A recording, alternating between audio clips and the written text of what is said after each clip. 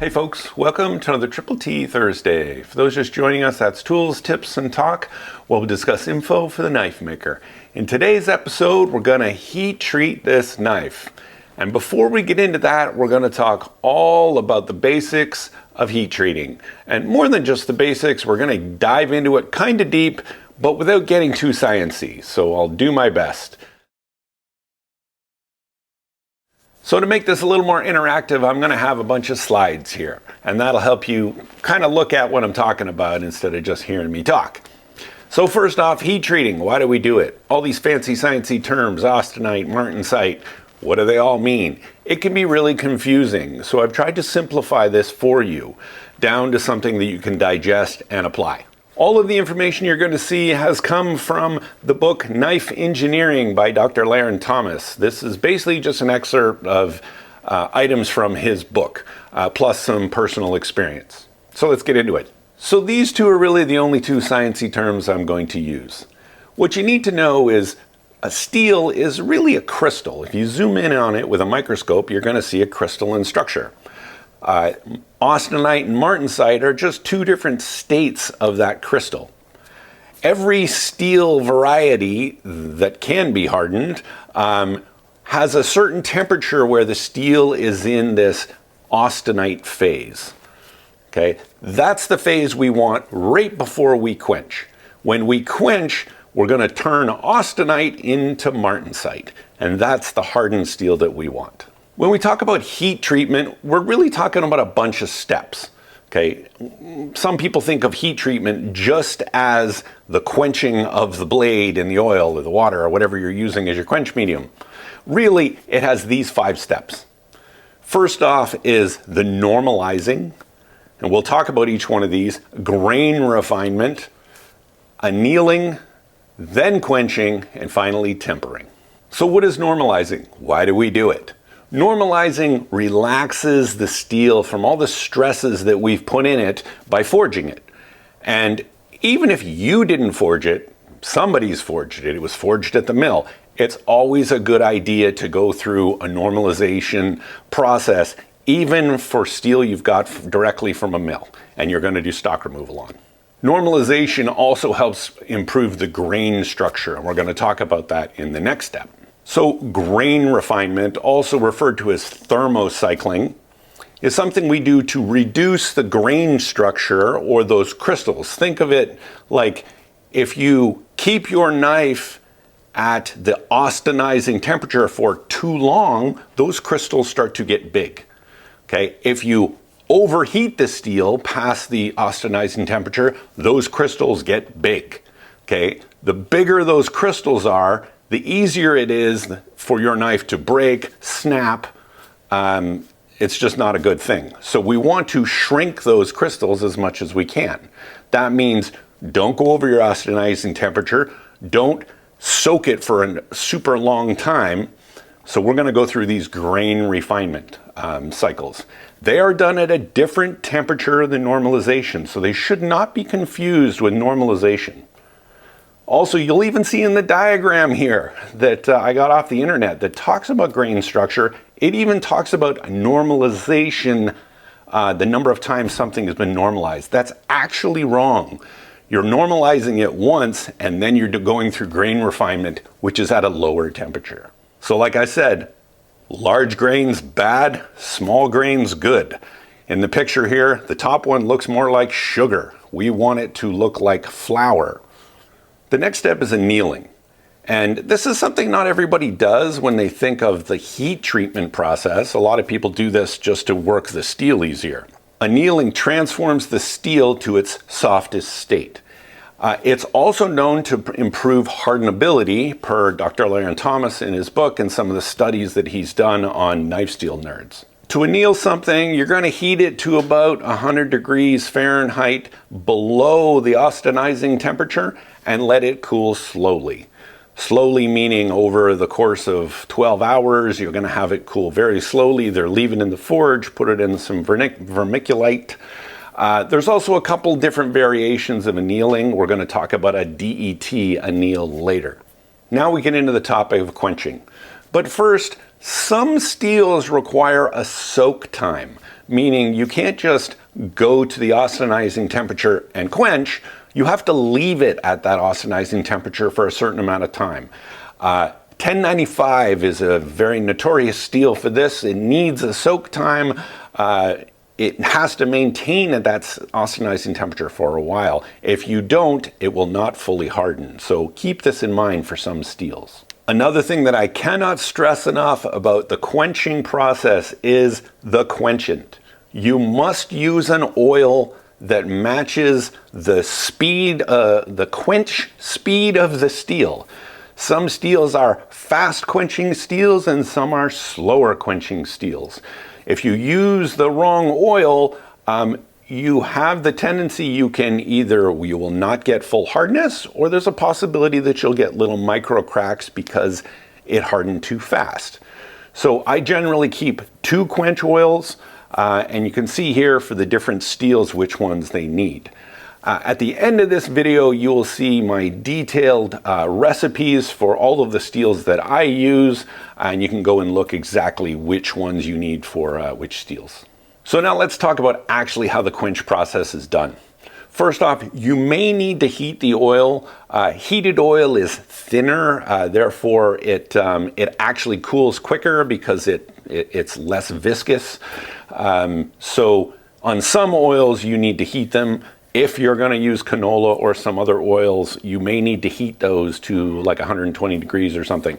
If you're using the engineered quench oils like Parks 50, Parks AAA, you usually don't need to heat those unless you're in an extremely cold climate.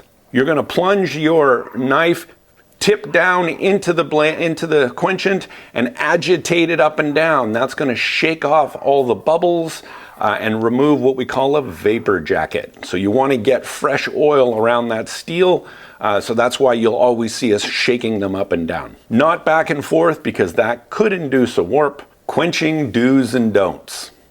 Definitely have a fire extinguisher around. Leave the knife in the oil for at least 10 to 15 seconds. Don't do the dip for 2 seconds and then pull it out and want to look at it. You really need to leave it in there and let it cool. Be ready to temper immediately.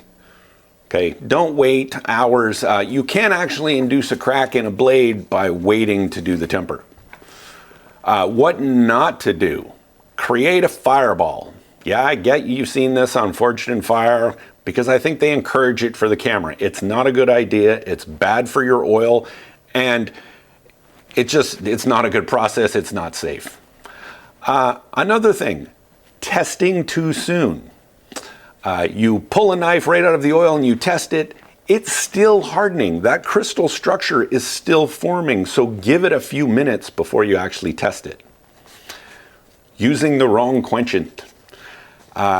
Don't try to use canola on 1095. It's just not going to harden enough. You're really wasting the use of that steel.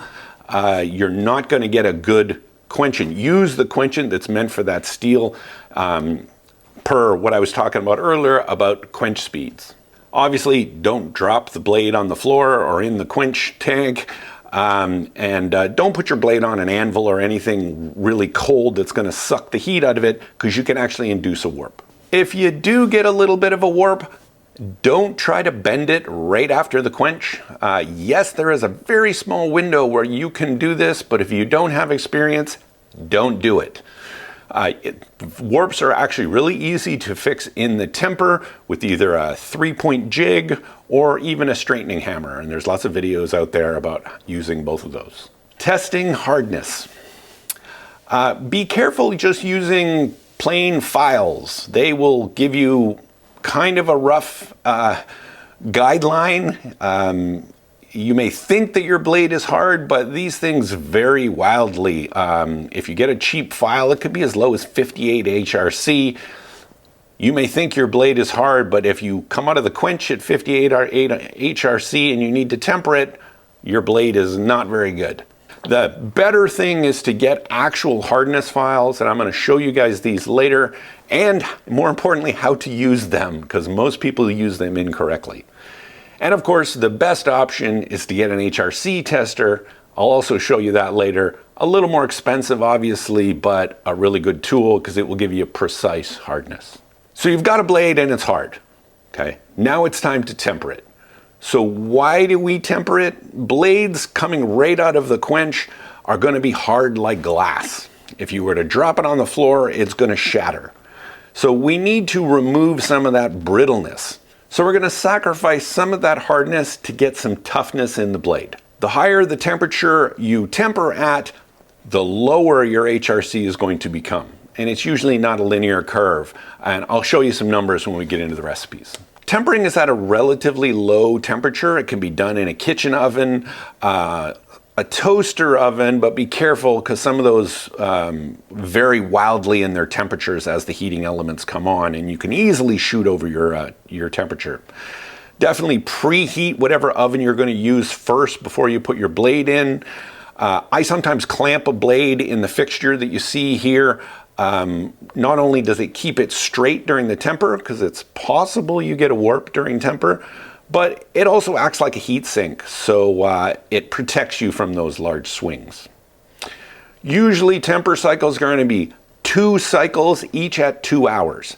And you can immerse the blade in water between cycles. It absolutely will not hurt it. So you can just cool it. The second cycle is to remove any retained austenite. So we're trying to change all of that austenite back into martensite. And another thing, you can't over temper something.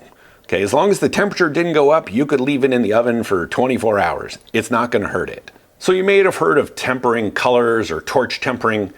Color alone is not a great measure of how tempered something is. If you're going to use color, definitely wash the blade with soap and water before you temper it. That'll give you a better idea. And it's also good to have a freshly ground blade, like run it over your grinder a little bit. Be careful, because remember it's brittle. And get some shiny steel if you want to use color. Blue and purple is probably too much. You really want kind of a straw color. Best to use your kitchen oven. As far as torch tempering, it's usually only done on long weapons that you can't fit in an oven, say like a sword. But it's a tricky process, and if you've never done it, it's very easy to screw up and go a little too far. So I don't recommend torch tempering until you get a little more experience. So my recipes are going to specify exact temperatures. Obviously, if you don't have an oven, you're not going to be able to attain those temperatures. They're there for reference, and if you do have an oven. So forge versus an oven, I get, not everybody has an oven. Forges are okay, but they're very hard to manage the temperature inside the forge. Better if you have a PID controller in your forge. I've actually done a video, I'll put a link up here. It's a very cheap upgrade to your forge. For about $100, you can have a computer controlled forge where you can set the temperature and it'll maintain that temperature. So really, it's a great upgrade. You can do it to any forge. Some forge tips and tricks.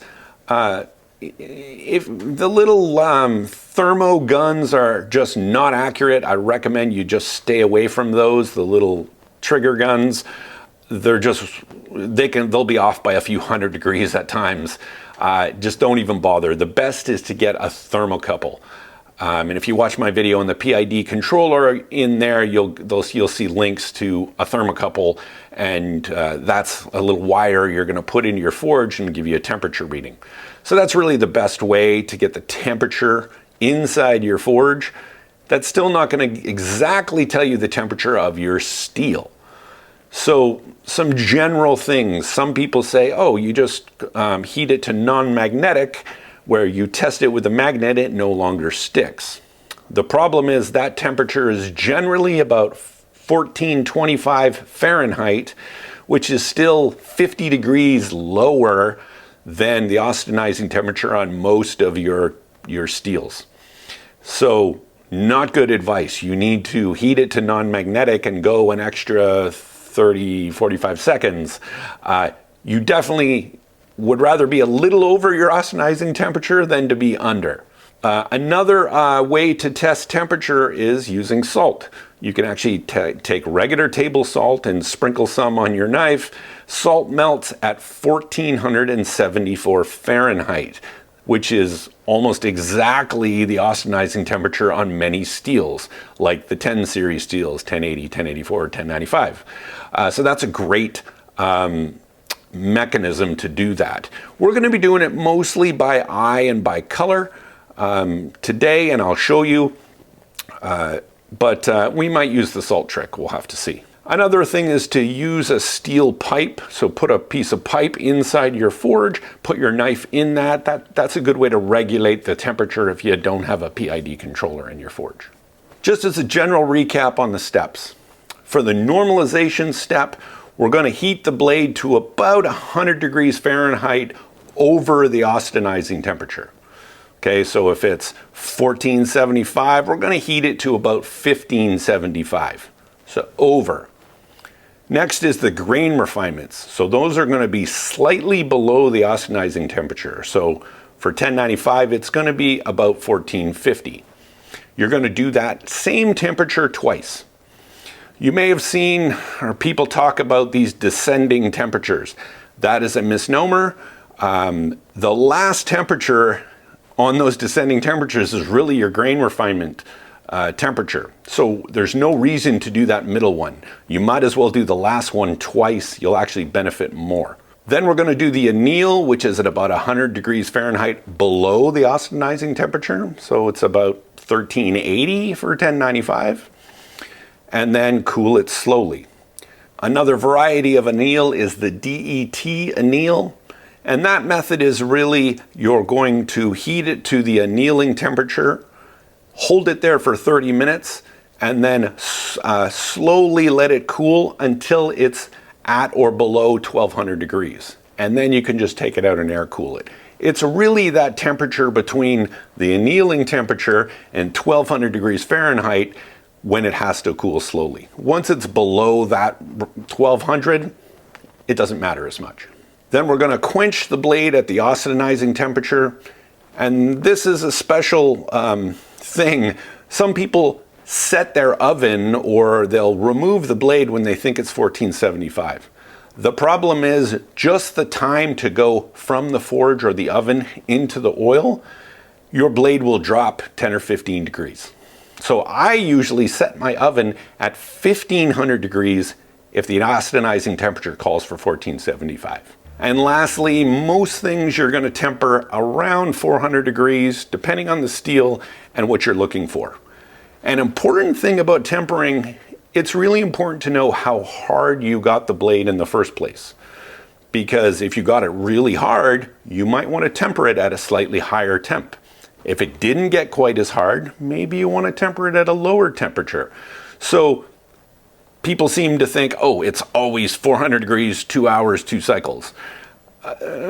You really should, if you're doing this professionally, which I know most of you are not, but if you really want to get into the science of this, you should be testing before the temper to know what your temper temperature is going to be.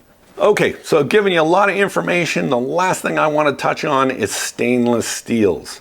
So if you only have a forge, stay away from stainless steels. There are maybe a couple you can oil quench, but most of them, if not all of them, you need to have an oxygen-free environment. They have to be wrapped in stainless steel foil or use this special high-temp paint. They really require a heat treating oven, and most of them are air hardening. They need to be, instead of quenched in oil, they're quenched between aluminum plates. It's just a little more complicated setup. Wait till you get a heat treating oven. And if you really want to do a stainless steel knife, just send it out for heat treat. And lastly, some steels benefit from cryo, meaning cryogenic freezing, or you're going to basically, it's kind of like what you do when you quench, you lower the temperature quickly. Well, after it's cooled, or really while it's still warm, we're going to cool it even more. We're going to put it in liquid nitrogen, or sometimes even dry ice, or even just your freezer will benefit. Most stainless steels will benefit from cryo. Even some carbon steels will benefit from cryo. Generally, I don't do it on cryo. There's not enough benefit. But on the stainless steel, you can gain as much as 3 HRC points from doing cryo. Okay, folks, I've talked a lot. Let's put this into action. Let's heat treat our knife in the forge. We're going to go through all the steps. I'll talk you through it, and we're going to get this knife hardened. So I'm here with the forge. Before I've actually got it turned on, I'm going to talk a little bit about it because it'll be really loud later.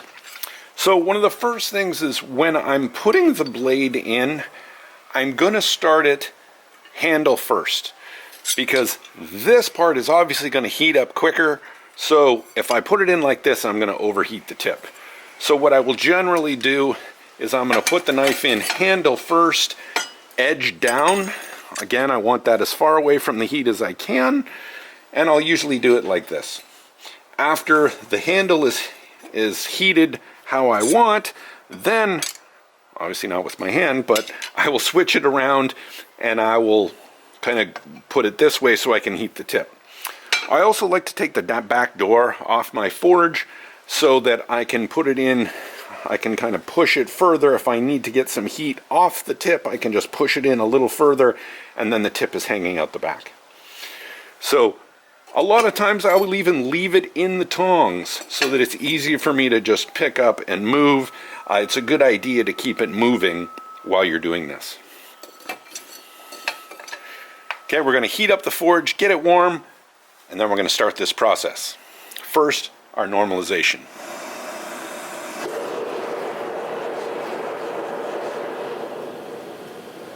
So I've got my forge set right around 1600 degrees. I'm not actually using the PID, but I can read the temp through the thermocouple. So always a good idea to have some way to know the temp. If you don't, you're just going to have to do this from eye. Now it's time to put the blade in.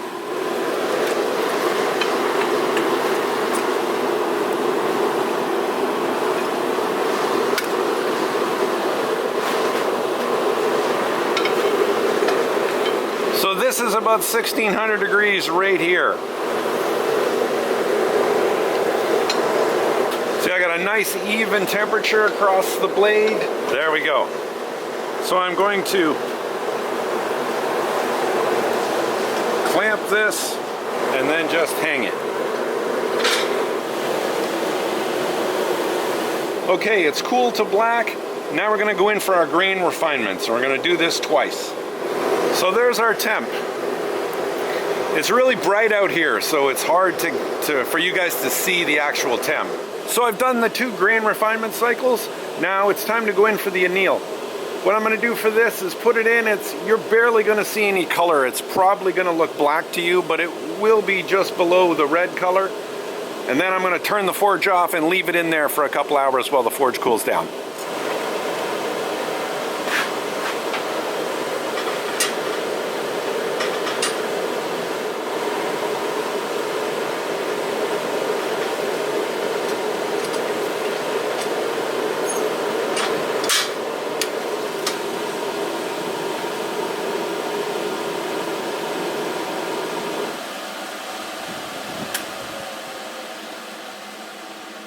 Okay, it's been a few hours.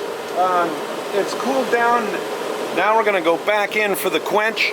I want it to be a dull red color for you guys.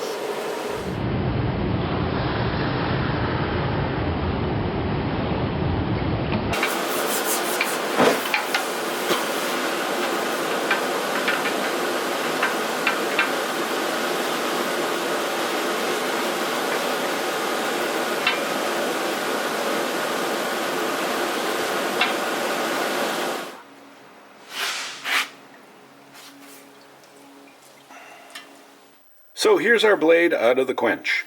When you see this gray color, that's usually a good sign because quench steel tends to be a grayer color. Now we're going to test it with the HRC files. You did notice I had a bit of we'll call it a fireball, but it was just flaming mostly because the tongs were hot. So the tongs were still sticking out of the oil, causing it to flame up here. You may have seen I tried to blow that out, which caused a bit of make it a bit worse. Sometimes that blows it right out, but be careful. I singed my beard a little bit doing that, so yeah, be careful. Now let's use the HRC files. I'm going to start with these guys, and I'm going to start with a 60.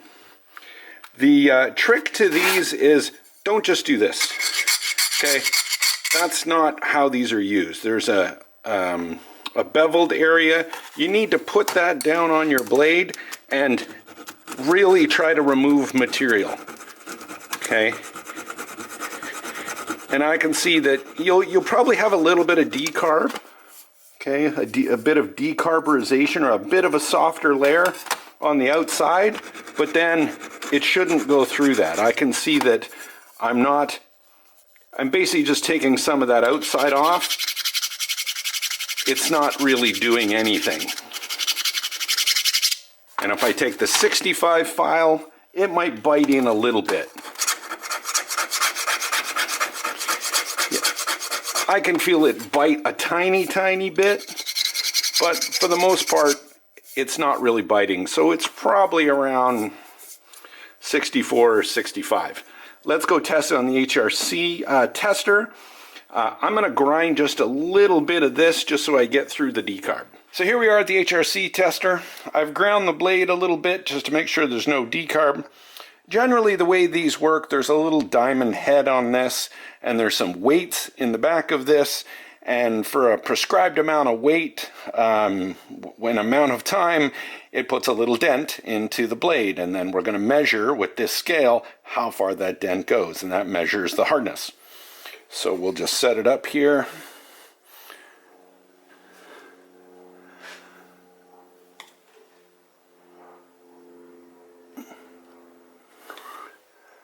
All right, now we'll let the weights go.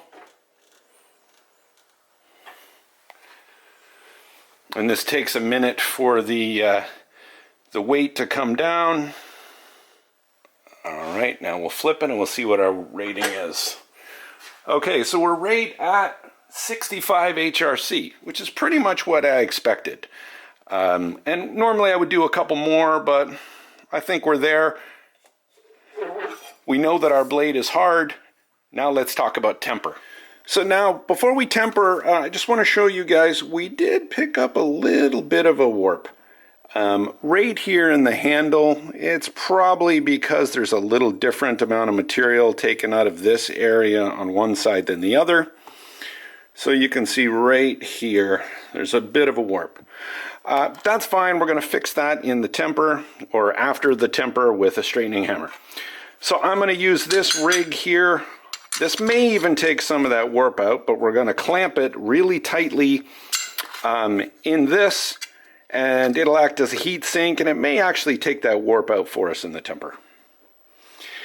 Because we're at 65, I'm going to temper this at about 400. Should take us down to about 60 HRC. So here we are after the temper. Still a bit of a warp here, so that's the main thing we got to get out now. If I look down the blade, it's kind of got a it's got a little snake here, so it kind of goes this way and then it goes back that way. So the first thing we're going to try is a straightening hammer. So let's go over to the anvil and I'll show you what I mean. So this is a straightening hammer. Really it's just a regular hammer, but it has a carbide insert in the tip, and it's kind of a rounded insert.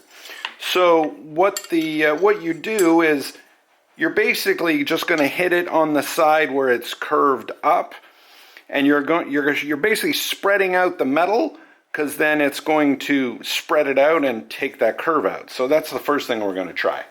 Okay, so just check in here. This is the shallowest part, so I'm just going to put a bunch of hits right here.